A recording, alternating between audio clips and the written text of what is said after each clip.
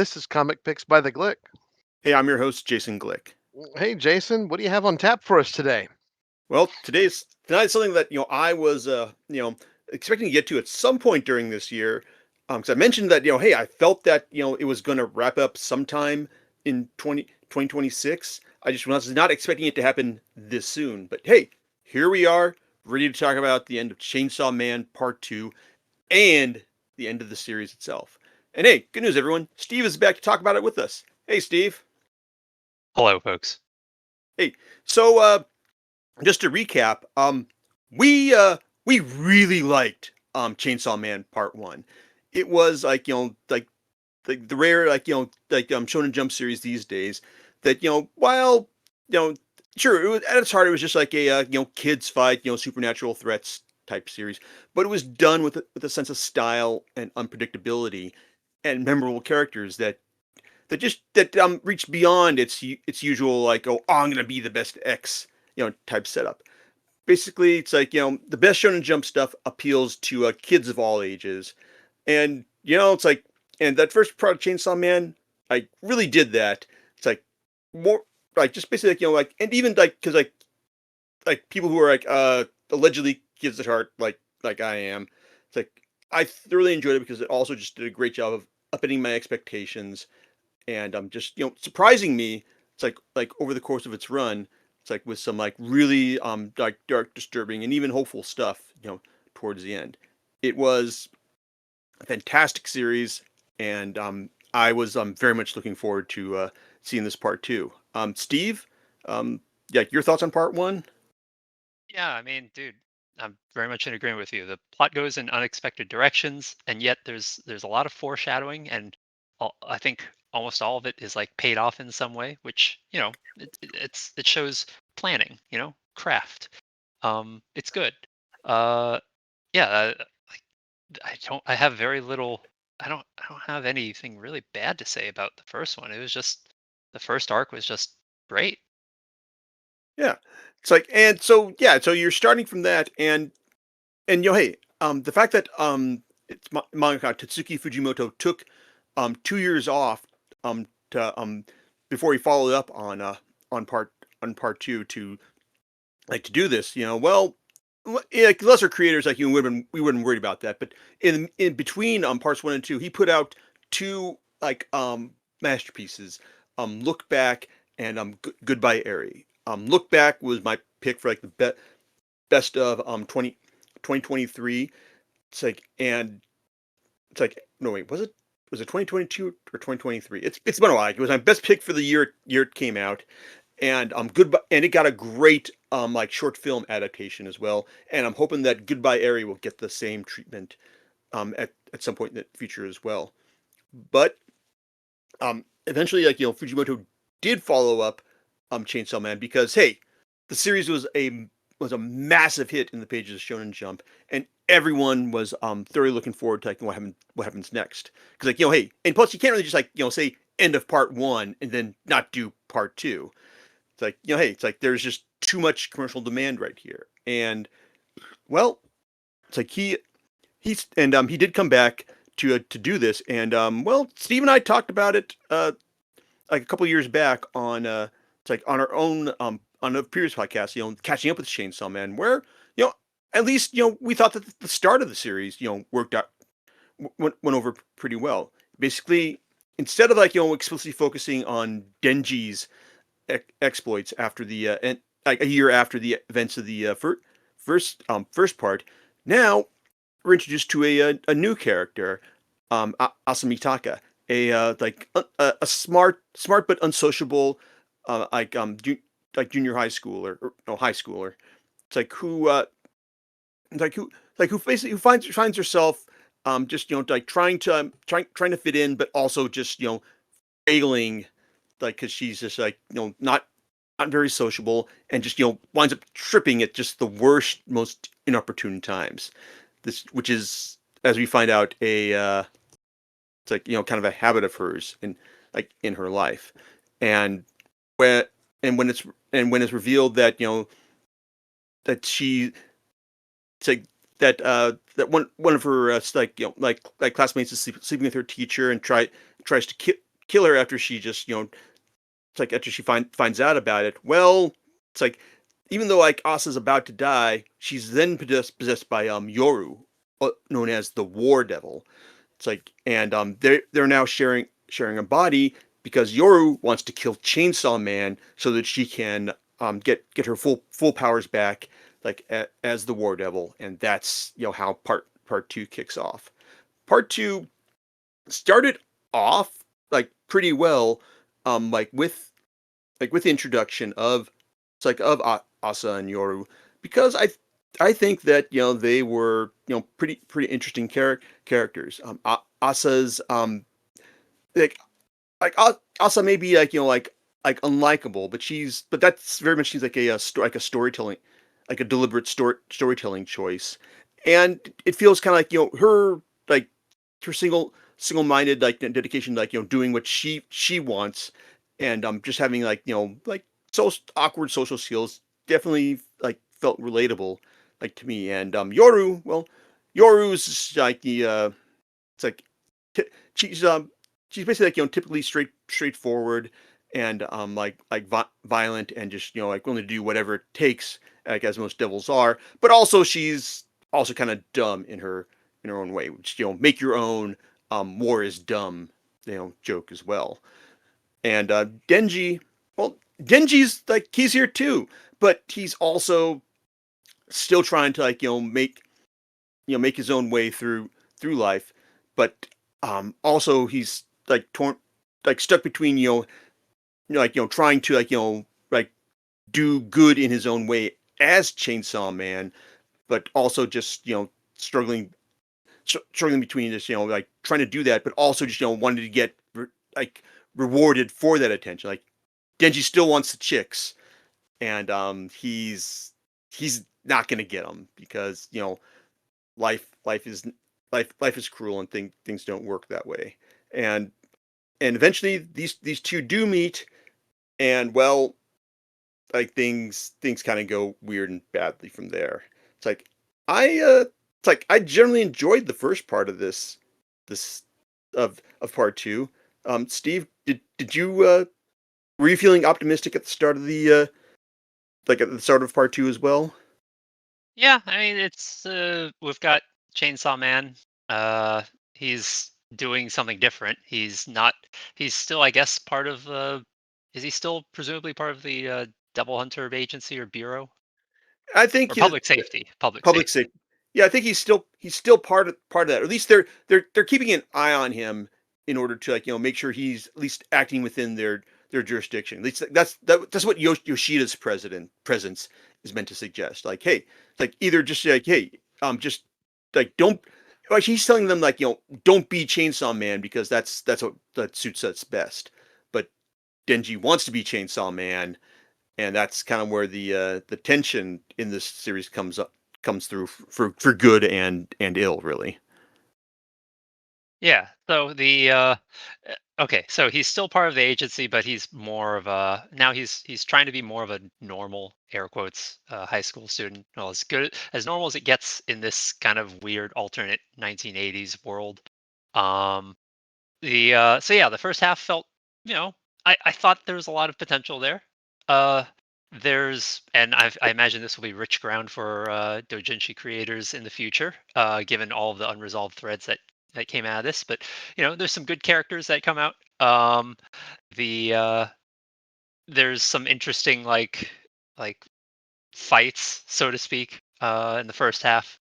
Um, yeah, there was a lot of hope going into the first one. They laid a lot of ground. There's a lot of groundwork laid in terms of like characters, their relationships, their tensions, but also Chainsaw Man being Chainsaw Man and doing Chainsaw Man things, usually just killing things. Uh, w- so yeah, I think I felt hopeful going into the first half of part two.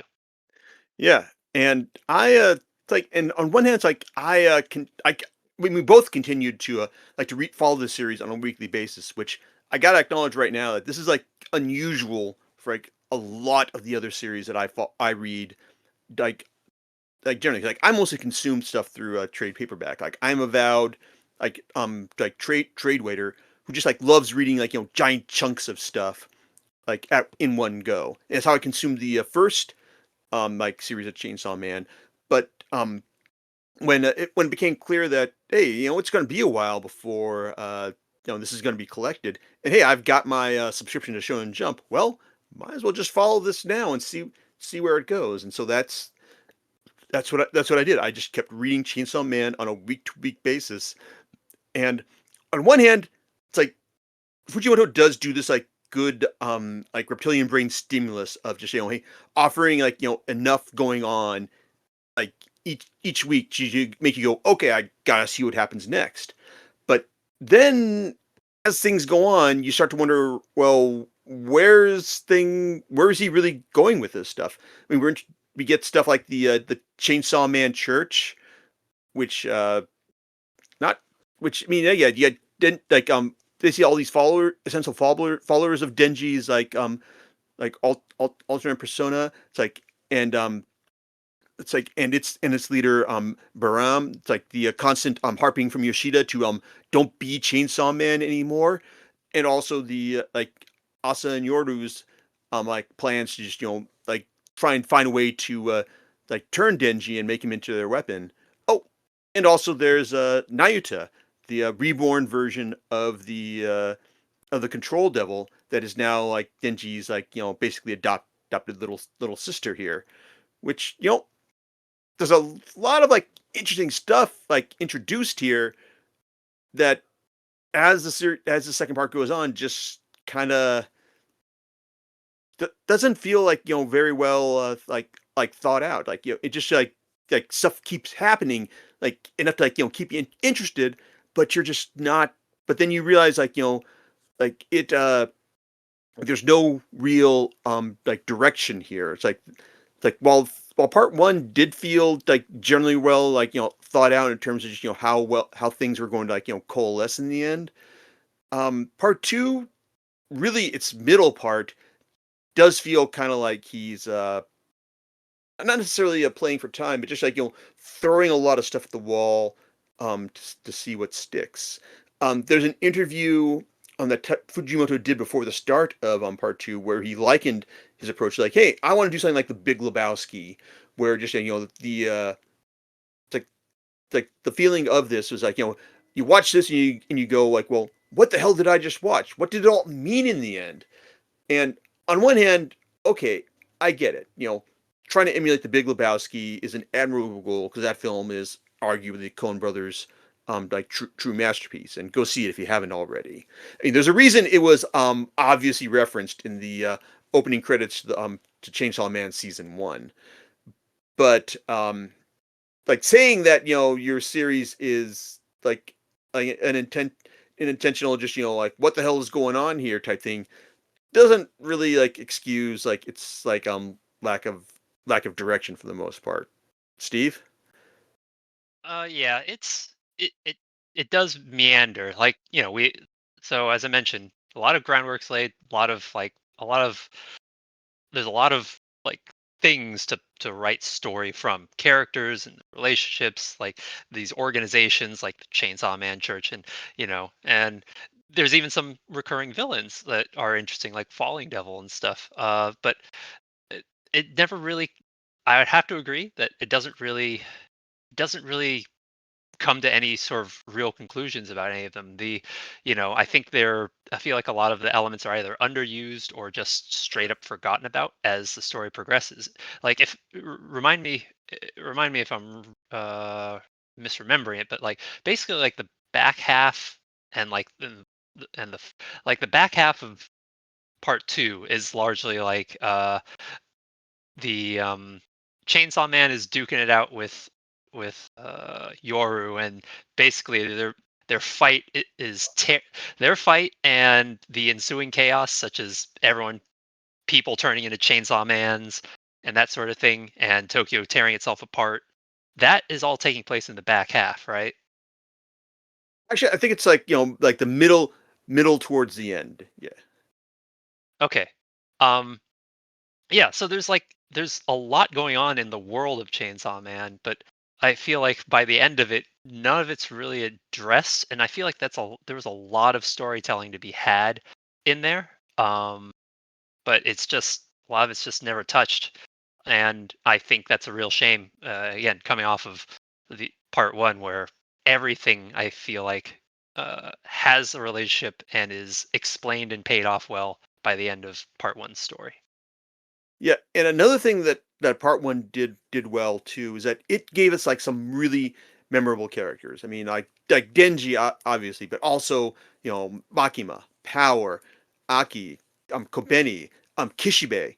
It's like all these like memorable characters like who it's like like we were just like thoroughly looking forward to seeing like in the in the animated series and movie. It's like and part two. Well, we get Asa and Yoru, who I think that he does a lot of stuff with them that I did enjoy like seeing picked apart over the course of the run. But well, yeah, I mean Nayuta was definitely cute.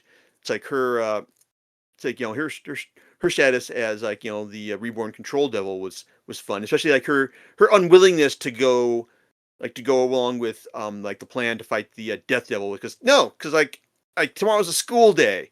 It's like that's cute, and it's like and yeah, eventually she let it go to her head.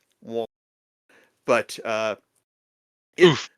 yeah, but but there's not really a lot of like characters on the same level um like in part two. I mean, Yoshida is like interesting, but he doesn't have like the same like magnetism as the main cast from the from part one.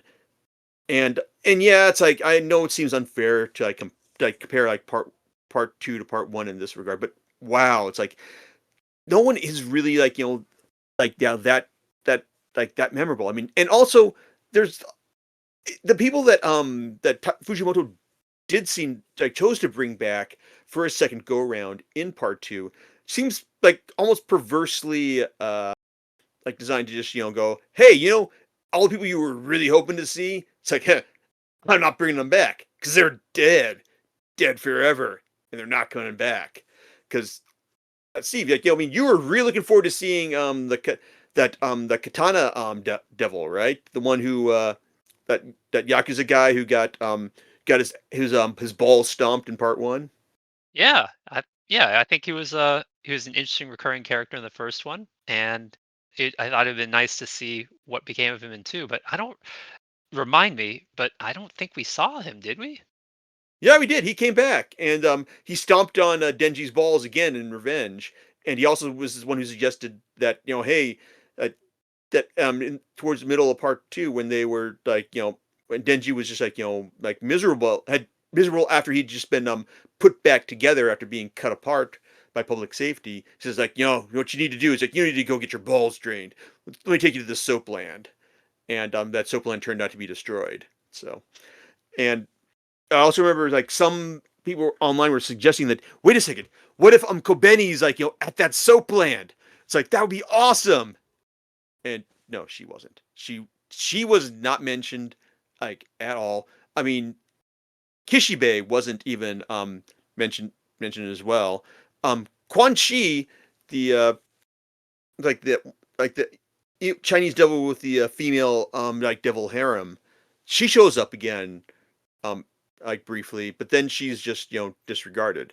I mean, it's I get the feeling that that editorial maybe like told Fujimoto, yeah, you're going to bring back my characters in part one, like to remind everyone how much they liked them the first time, right, Fujimoto? And he says, oh sure, I'm totally gonna do this. Like I planned, you'll see. And then when they finally did this and they saw this, they're like, God damn it!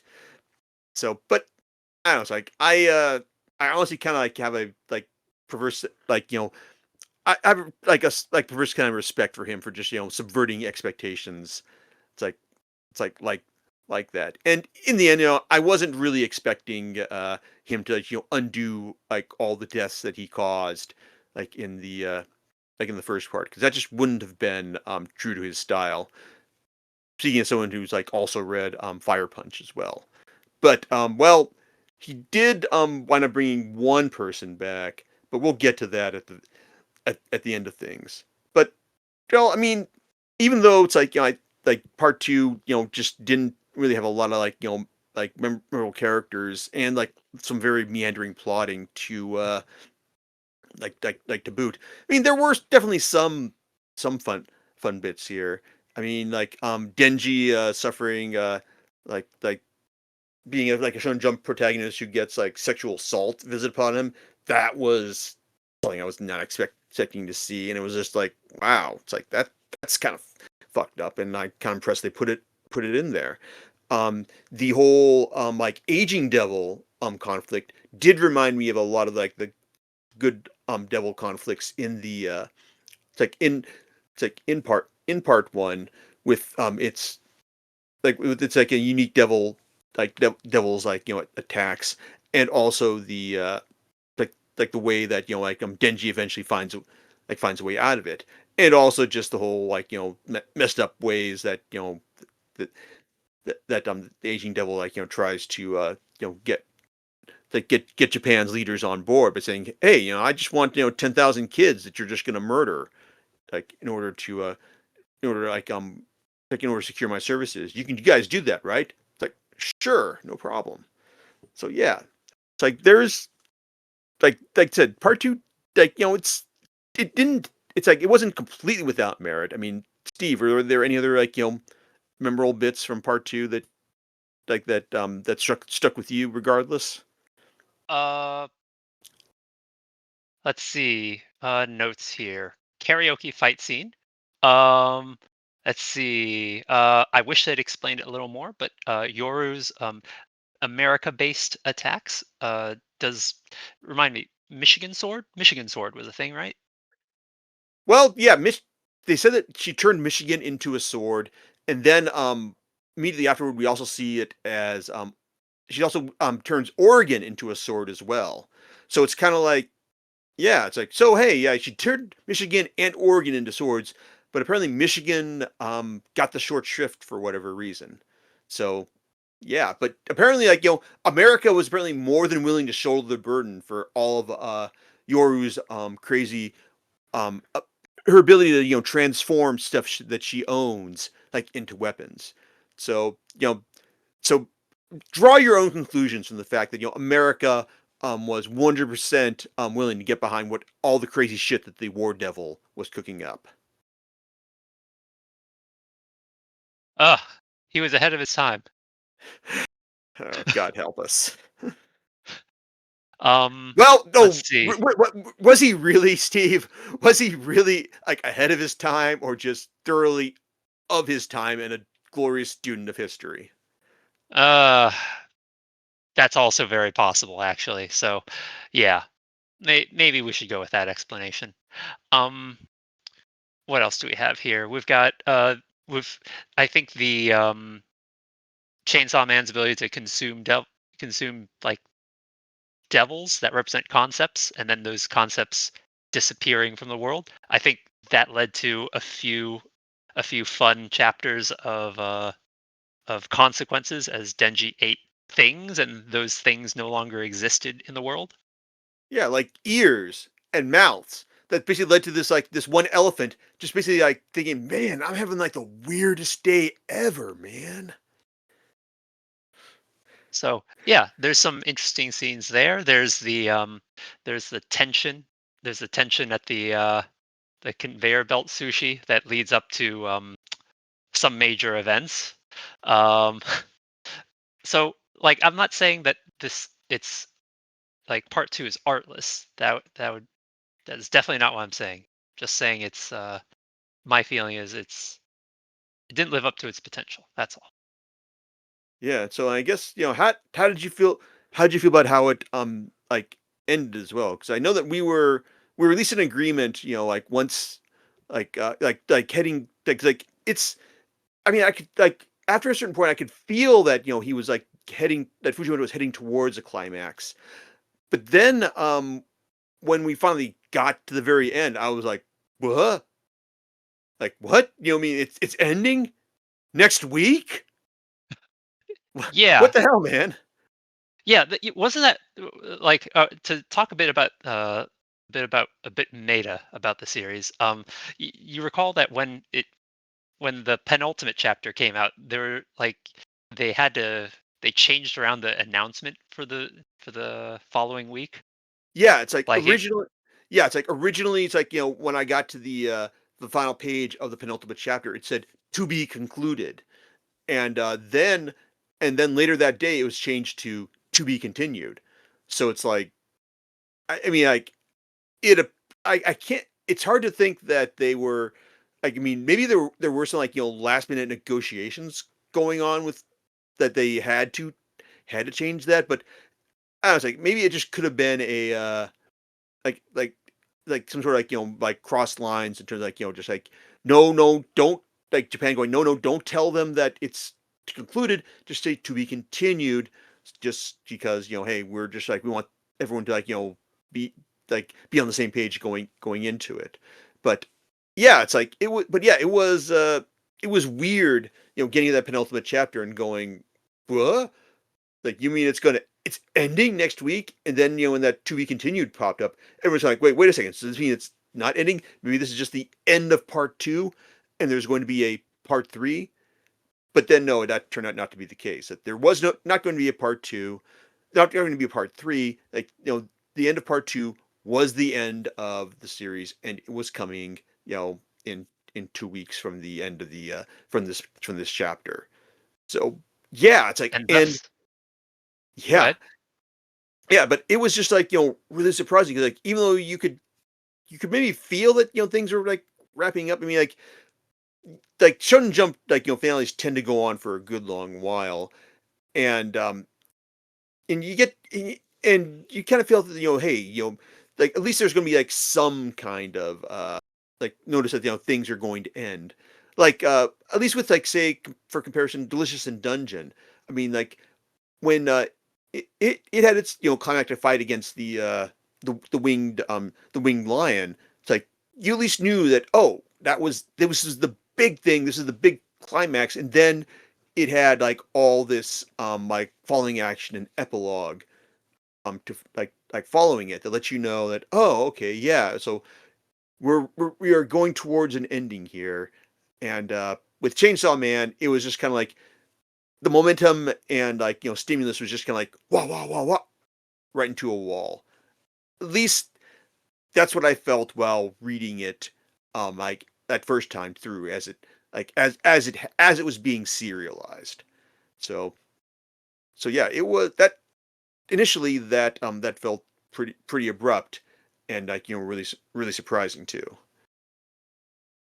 Oh, I'm gonna say I don't feel like for me it wasn't just initially that it felt rushed. It was like there's like I said, so many unresolved like characters and threads and just all this just sitting there, this fertile ground waiting to be like concluded or something. And the the only people who are going to do it officially now are unofficially, I guess, would be dojinshis, like because I don't know if we're going to we're not getting a follow-up to this, right? Not No, officially, right?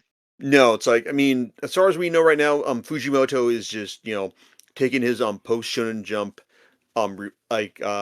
vacation. And it's like, and if there is going to be like any kind of Chainsaw Man follow up, it seems like he's either it's either going to like be happen that they happen on his own terms at some later date, because these kinds of follow ups like either happen like like years like later, or like maybe like someone else is going to like try and like like do do their own follow up, which this something like this has happened before. I mean, look at Boruto for this, like for one example. But but as far as I know, it's like there's been no talk about a Chainsaw Man follow up at this point. Any follow up right now? Well, you got the second season of the anime coming out later this year, so that's that's what you got to look forward to at this point. And what events will this animation follow? I imagine it's going to cover the back half of part. because I understand that the reason we got the Reese arc as a movie is because like it would just been like too difficult to try and do that arc like and the rest of part one in like 13 episodes. So you had the first season, you have the movie, then you have the rest of part one. So that's what we're getting right now, as far Makes sense. as I know. Yeah, and also I do want to say that while rereading like part two for this podcast, um I will say that rereading everything from front to back, there are very few things that very few times I've done this and like it hasn't come off better. Yeah, it's like it it does. On one hand, it's like this. Rereading it did make me feel that okay, there are some parts that are more coherent and easier to follow. It doesn't excuse the general directionlessness of its middle part. That's for sure. Or the fact that the new characters aren't nearly as memorable as the previous ones. One thing I will say though that I did have a better feeling about was the ending on giving it a second go, mainly because um I it's like knowing how things are going to end. I it's like it's like I could tell that, oh, wait a second. Like once we got to the final arc kicked into high gear, like basically after Yoshida like served his function as the trigger, or sorry, the switch. It's like I realized that, okay, wait, we're in the actual final arc right now. So okay, so I can see where things are going as well. And yeah, it's like it does seem like still kind of abrupt, but it at least makes a little bit more sense in context. Like even if that whole like penultimate chapter where we find out that hey Denji, it's like you're only really happy when your brain is like this, when your brain is like like experiencing like the worst of times.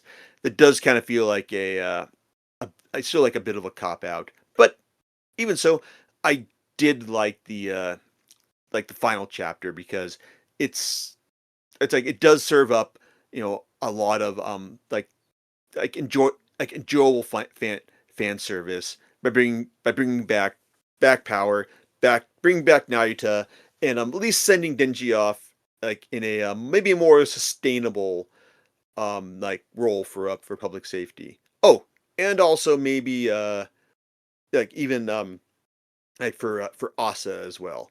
Even though it does seem that like fandom has already taken the whole "thank you Chainsaw Man" bit as a meme in itself. For whether or not it's a friendly meme or a sarcastic meme, I guess it kind of depends on your perspective. So yeah. So I guess like any final thoughts, Steve? Yeah, the I agree.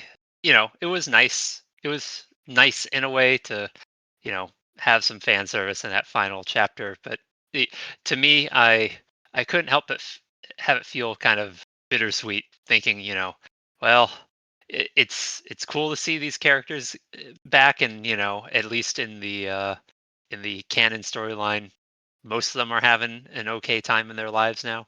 But I can't help but look at it and think of what could have been, as far as where part two's story could have still gone and how it could have wrapped up a little better. Yeah. Is there anything that you would have liked to have seen him do? Before like before he wrapped things up.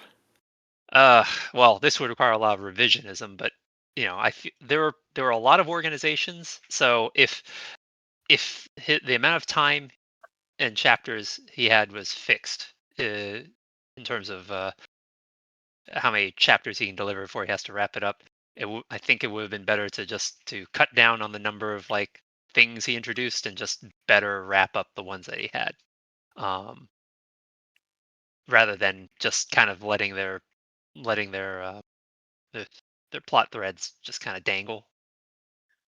Yeah. And then just because there are so many, a more cynical reading of the ending could be something like, well, there's too much for me to resolve cleanly. Uh, this was all a dream. Goodbye. Uh, Hmm. that's kind of how it felt. Well, at least he didn't head back to his home planet. Yes, although I might have kind of respected seeing, Denji's drawing kind of float up as a really crappy cell like floating up out of the panel.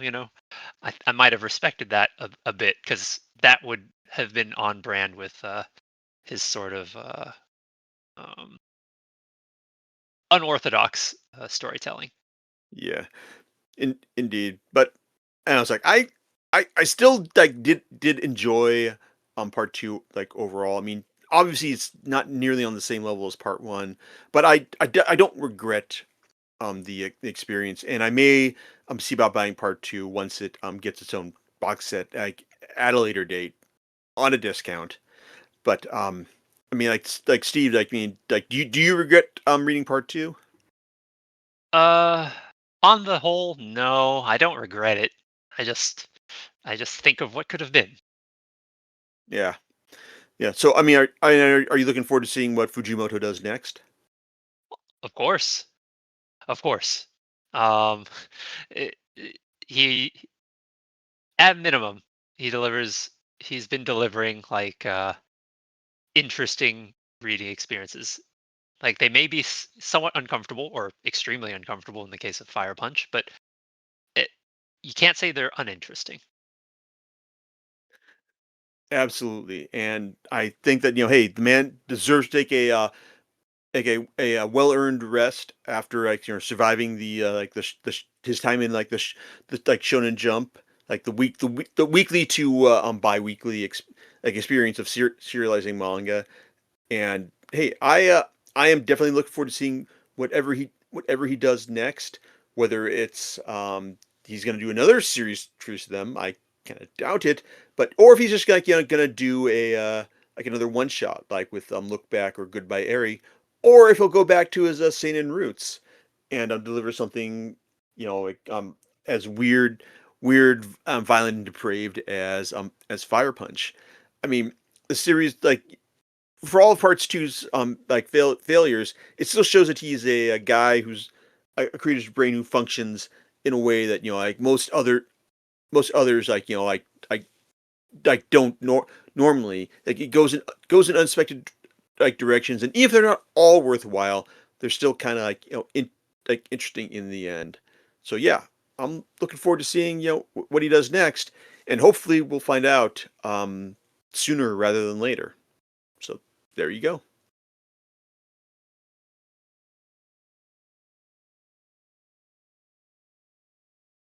Yeah. So again, Steve, thanks for joining me on this. Like always glad to have you for for these things. Of course, thanks for having me. Yeah. And hey, maybe we'll see you back later this year. I don't know.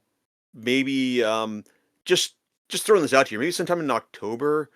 I don't know. Just have this feeling about these things. All right. Well, looking forward to it then. All right, man.